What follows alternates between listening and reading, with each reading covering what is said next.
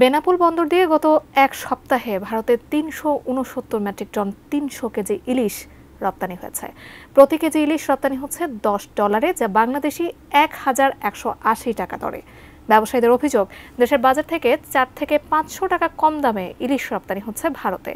দুর্গাপূজা উপলক্ষে ভারতীয় ব্যবসায়ীদের আবেদনের পরিপ্রেক্ষিতে বাণিজ্য মন্ত্রণালয় ৪৯টি প্রতিষ্ঠানকে ২,৪২০ টন ইলিশ মাছ রপ্তানির অনুমতি দিয়েছে।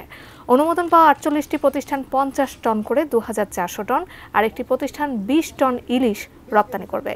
রপ্তানিকারকদের আগামী ১২ অক্টোবরের মধ্যে ভারতে ইলিশ রপ্তানি শেষ করতে হবে বলে বাণিজ্য মন্ত্রণালয়ের নির্দেশনা রয়েছে।